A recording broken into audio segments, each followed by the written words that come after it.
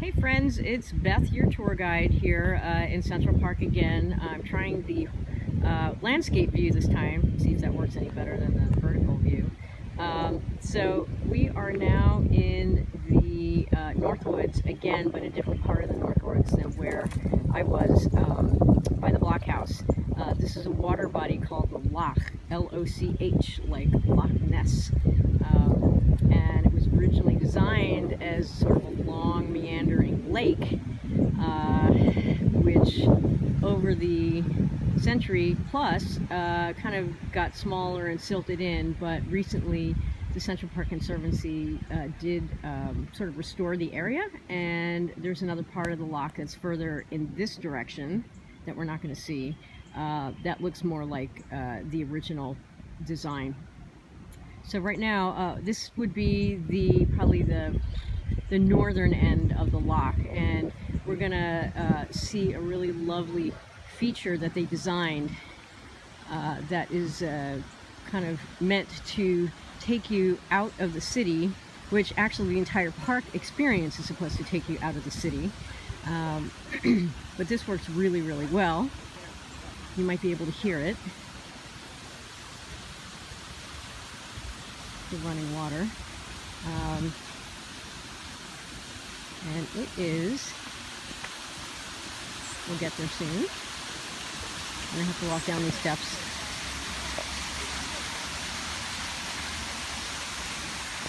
Oh, sorry for the jouncing. Yeah, so here we are. There's a waterfall in the middle of New York City. That's not the only one. There are actually 4 of them in here. Well, 4 of them in the northern end, let's say. And the sun is going to wreak a little havoc on the view here, but because it's right in front of us, but you can see how pretty it is, and how that noise really blocks out the ambient street noise that you could even hear when I was further back before I got over here. So there's another part of this area that predates the creation of the park. There aren't very many of these. I mentioned the Black House before, and the bedrock. There's another thing. I'm not going to tell you what it is, because I hope one day after this stupid virus goes away and subsides, that you guys could join me on a tour up here, and I'll tell you what it is. But it is in this area. So I'm just going to rotate around here. And you can see actually the landscape. It's kind of steep and rocky, which is the way it was before the landscapers got their hands on it.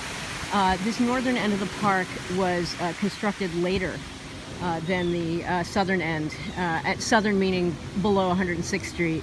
So by the time they got to this area, there was maybe less money for them to spend to redesign the landscape, and so they left it, a lot of it as is. And aside from the loch, people also call it the ravine, because it's a ravine. And so this, you can see one of our famous arches. But I can't, yeah. But this one is called Huddlestone Arch, and it is a gravity arch, which means there is no binding material holding these rocks together, and it's kind of remarkable.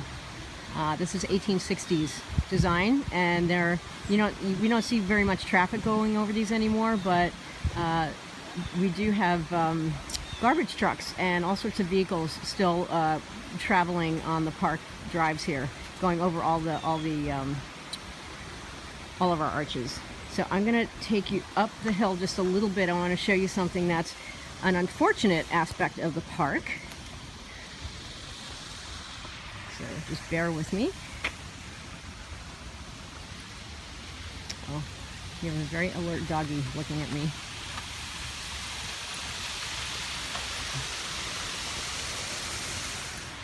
Hey, puppy. I feel like it wants to eat me. Okay, so you can see a lot of greenery here, and it's sort of all along the hillside.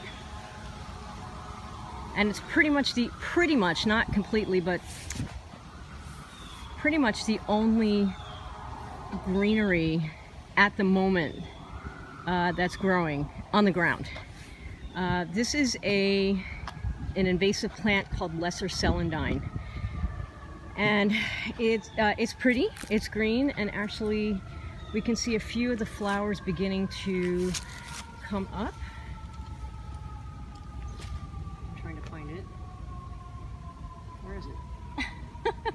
There it is. There it is. So we get a lot of these yellow flowers coming through. It's very, it's still pretty early.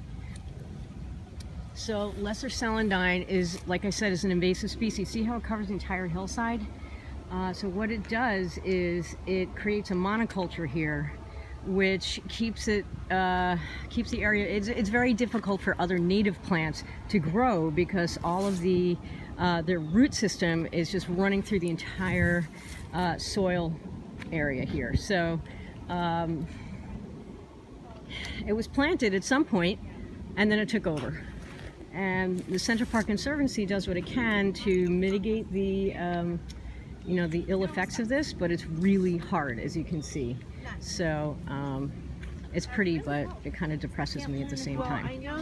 So anyway, I'm going to rotate one more time so you can see the water body, and then I'm going to say goodbye. And hopefully I'll have another video for you at some point.